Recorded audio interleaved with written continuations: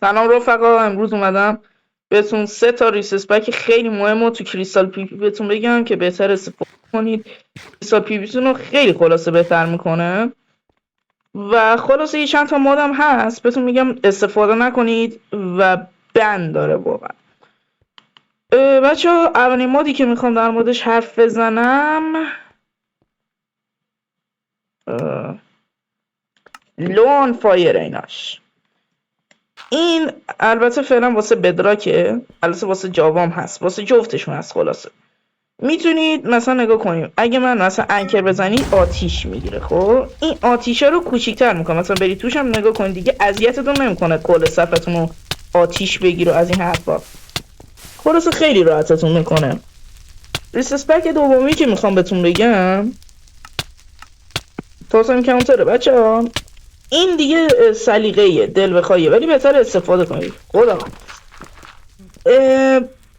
این بالای هاتبارتون مثلا نگاه کنید، واسه من نوشته چند تا مثلا مینویسه چند تا توتم داری تو این ویتوریتون. الان مثلا خیلی ها توتم همینجوری برمیدارن بدون اینکه بفهم حتی چند تا توتم دارن و خب بده. خلاص بهتر اینو استفاده کنید. ریسس پک بعدی نو پارتیکلز. این یه جوری FPS بوسته و خیلی از پرو پلیرها استفاده میکنن. مثلا نگاه کنید چطوری بهتون بگم، دیدید باتل آف ایکس پی وقتی میزنی یه چیز آبی رنگ میده، نگاه کنید میزنی اینا رو حذف میکنه. حتی مثلا پارتیکل های سو انگار دایموند سورد عادی دستانه و حتی این کارم واسه توتم میکنه. مثلا نگاه کنید ای خدا این من گنده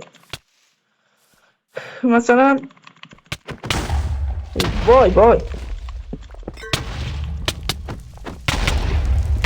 من نگاه کنید الان مثلا توتم دوستمون بشکنه میبینی اصلا هیچ افکتی نداد دورش، همونطور که میبینید اصلا بیا پایین دیگه. خیلی راحته. البته اینم دونات اس ام پی از این ستینگا داره ولی مثلا بعضی از سرورها ندارم. مثلا نگاه کنی الان میخوام توتم دوستمون رو پاپ کنیم همونطور که دارین اصلا اینجوری نیست، اصلا همچین چیزی نداره و اینم ستینگ داره. مثلا میتونید خودتون تنظیم کنید مثلا این لون فایر. ولی خب اگرم نخواستید همچنین متکی رو پیدا نکردید تو دونات اس ام پی اگه بزنید اسلش ستینگز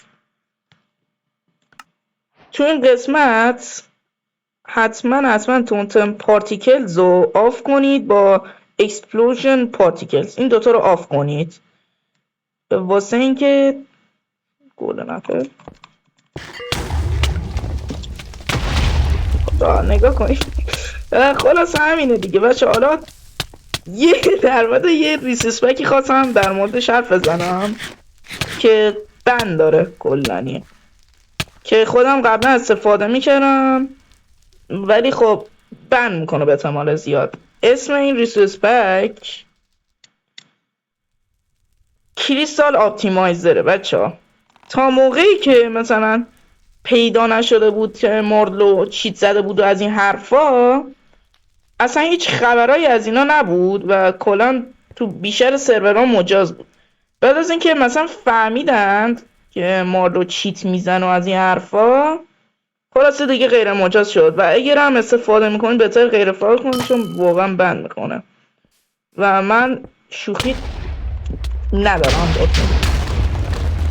و آره دیگه این با از این ویدیو بچه ها اگه متکای بیشتری پیدا کردن البته میدونم چی هند و الان بهتون مثلا میگم. یکیش اینویتوری چی بوده خدا، اپل اسکین بود اسمش که اینو خلاصه واسه بدراک پیدا نکردم ولی مثلا هر غذایی که میخوری مینویسه مثلا چند تا هانگر بار بهتون اضافه میکنه و هانگر بار اصلیتون هم مینویسه. مثلا میبینی الان من گلدن اپل میخورم هانگر بار هم اضافه نمیشه اینجا زده پر، ولی با اون مود پکه یه روکش طلایی مانند اضافه میکنه که اون هانگر بار اصلیتون رو نشون میده و خلاصه همین دیگه. بله و دوم مود پک اینویتوری هات پلاس بود که بهتر استفاده کنید و خلاصه این مود پک یه کاری میکنه که خلاصه مثلا این اینویتوریتون رو بتونید ببینی، حتی جون مثلا آرموراتون رو، دیورابیلیتیشون رو بتونید ببینی. و خلاصه این بود از این ویدیو. اگه خوشتون اومد من لایک کنید، واقعا به حمایتتون نیاز دارم، ممنون میشم حمایت کنید. تا یه ویدیو دیگه، خداحافظ.